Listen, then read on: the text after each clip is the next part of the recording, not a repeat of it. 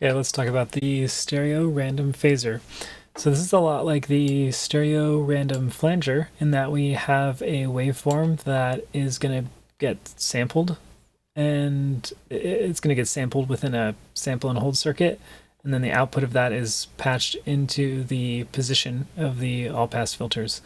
So the easiest way to think of manual, for me at least, is to think of the number as like the wavelength, where larger numbers equal longer waveforms and therefore lower in the frequency spectrum, with higher numbers being a higher waveform and with the all pass filters then being swept up to higher frequencies. So at 100, we don't see much, but as I sweep it up, we see those notches go up. So the lower the number, the higher the frequency. The higher the number, the lower the frequency. Now these notches, this one's at like 1,000, and then this peak is at like 2,300. That's dependent, of course, on dry wet, with 50-50 giving us a total phase cancellation. If I flip this number, we'll see peaks where we had a trough, and we'll see a trough where we had a peak. And this down here also counts as a peak. So we should see a peak at 1,000 and then a trough at 2,300 and so on and so forth. So let me flip that around. So now we have a peak at 1,000 and a trough at 2,300, like I said, and then of course this lower band also cancels out. And that makes -50 dry wet sound kind of like a high pass filter. As I sweep it up, it's almost like an all pass mixed with a high pass filter.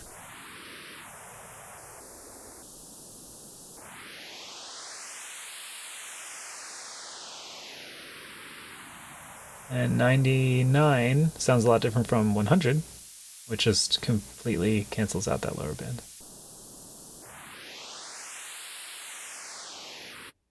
So let's talk about the resonance control.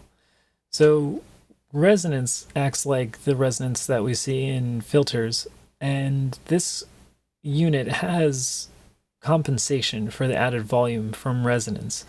And because of that, it means that our perfect phase cancellation that we usually get goes away when we add resonance. And if you remember from the other phaser video, I'm going to want to give it negative resonance, so I'm boosting in the same places that I have peaks in on our spectrum analysis.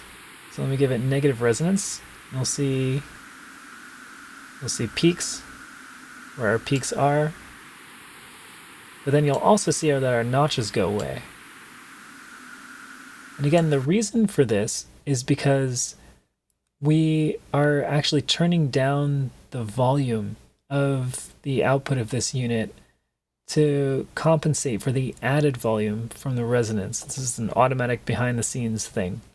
So if we want to create perfect phase cancellations again, if we want to get our notches back, we need to give it more wet signal. In other words, we need to boost the signal of the wet in order to compensate for the signal being attenuated from giving it resonance. So now you can see we have our troughs back again. Let's sweep that to hear what it sounds like.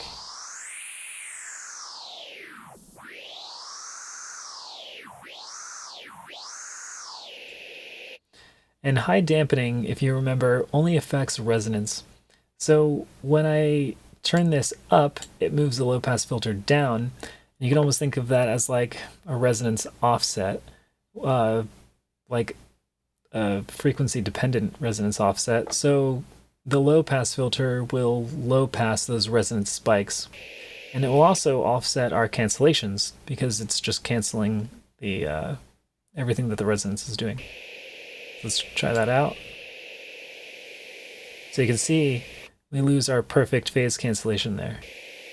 Of course, if we were at 50-50, we would actually, with high dampening, gain a perfect phase cancellation there.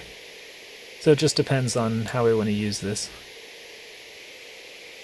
Now let's sweep it, hear what it sounds like.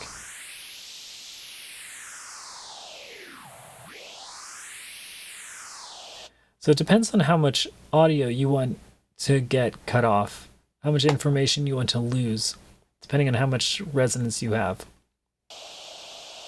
And like where you want that information to be lost, dependent on the high dampening control. So it's kind of confusing, but these are good tips when you're trying to make sounds with this thing, when you're really trying to dial it in and you're trying to see what you're looking for. So let's go back to giving it increased resonance and give it perfect cancellations.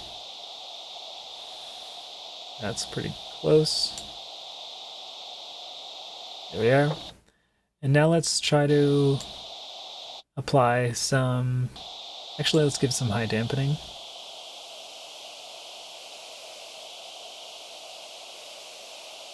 So now with these settings, I'll preserve more of my high-end information from the original signal because we won't have perfect notches.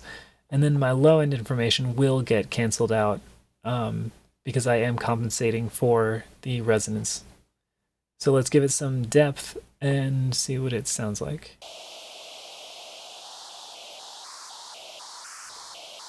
I feel like that's too high, so of course I want to create longer, I want to have this target longer waveform, so I increase my manual control.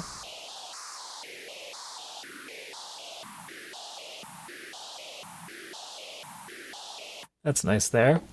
Let's talk about the sample and hold section. So I am feeding a sample and hold circuit with a sine wave, which is getting sampled from a pulse wave that is the common LFO, and I have everything tempo synced.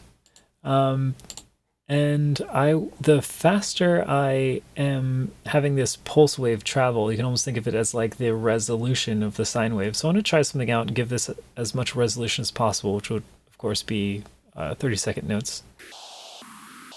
So the sine wave sounds really steppy, but as we increase the resolution, you can see more of the sine wave. And it almost sounds just like a low fidelity sine wave at this point, like a really steppy sine wave.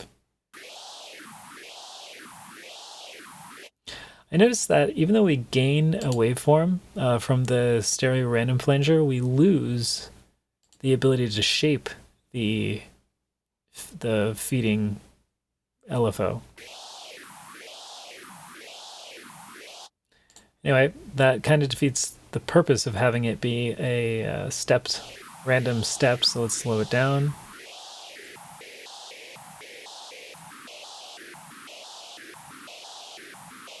That's pretty nice. Now this will happen sometimes where this has its position reset every time I hit a note. It's reset with the first note. All legato notes will not reset this this LFO, this pulse LFO. And this LFO is free running. So that means I might get positions where it happens to, I mean, as long as they are MIDI synced, it happens to sample the same position of the sine wave. In which case it'll just sound like there's a legato step almost. It's not doing it right now, but it might do it at some point. Let's see. I guess I went over everything with this LFO. Of course, we have phase offset, which offsets the right channel only, but you can offset it either in a positive or negative way.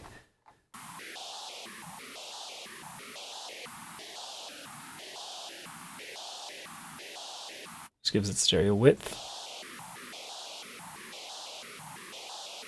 I like the way that sounds. Yeah, so that's it with this. In the next video, I'll make a sound with this.